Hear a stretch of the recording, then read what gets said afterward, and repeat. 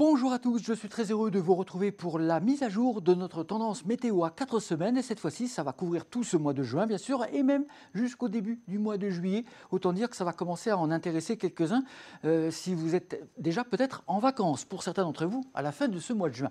Alors, pour la semaine qui vient, nous allons avoir un nouveau pic de chaleur sur la France. C'est-à-dire que le temps automnal de ce week-end ne dure pas. Amélioration dès le lundi de Pentecôte. Et puis ensuite, les températures vont très rapidement remonter sur toute la France. C'est un coup de chaud qui va certainement durer toute la semaine, mais probablement avec une évolution orageuse dès jeudi sur l'arc atlantique. La fiabilité reste évidemment à préciser. Ensuite, alors les orages vont passer, bien sûr. On aura certainement des averses et des averses orageuses sur le nord-ouest, jusque sur les régions du nord-est également, vers la mi-juin. Le beau temps va revenir et se maintenir au sud-est. Cette fois-ci, ces orages ne devraient pas balayer toute la France en direction des Alpes, mais plutôt mijoter vers les régions du nord-ouest, toujours dans une ambiance qui restera chaude. Donc il n'y a pas de vrai rafraîchissement en vue après le passage des orages. On restera désormais dans une certaine chaleur qui va nous tenir quasiment a priori désormais tout le mois de juin. Ensuite, pour la fin du mois de juin, on aura peut-être quelques perturbations atténuées qui passeront au nord de la Loire avec le fameux dégradé nord-sud tout à fait classique. Très beau temps, durablement chaud dans les régions du sud et du sud-est. Ça y est, cette fois-ci,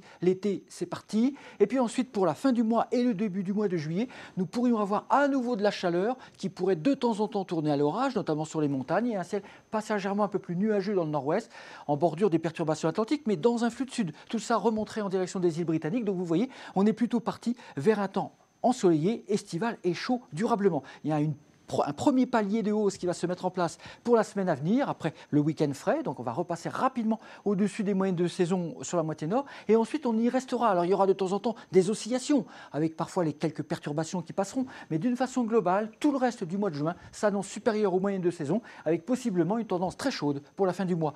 Quant à la moitié sud, le scénario est donc différent de ces dernières semaines. Fini les récurrences orageuses et très pluvieuses sur ces régions du sud. Alors, il y aura toujours des orages d'évolution diurne sur les montagnes bien sûr, mais d'une façon globale, les températures cette fois-ci vont vraiment rester supérieures aux moyennes de saison. Il pourra faire même très chaud parce que c'est dans le sud. Donc si on est 2 ou 3 degrés au-dessus des moyennes de saison en juin, ça fait des pics de chaleur et ça risque de rester bien durable au moins jusqu'au début du mois de juillet et voire probablement même davantage. Si on résume ce que l'on vient de se dire, donc on se dirige vers une semaine donc estivale. Ça tournera effectivement probablement à l'orage avec un temps lourd, dégradation orageuse donc en fin de semaine prochaine, un temps orageux assez durable mais toujours chaud vers la mi-juin. Au total, on se dirige donc vers un déficit global de précipitations pour le mois de juin, surtout sur la moitié nord. La sécheresse de surface va se creuser encore et au total, les températures seront donc a priori supérieures aux moyennes de saison pour ce mois de juin sur la France. À jeudi prochain. Merci. Consultez également nos prévisions saisonnières pour les 3 prochains mois en vidéo sur notre site internet et sur nos applications mobiles et par téléphone en composant le 3201 dièse 5.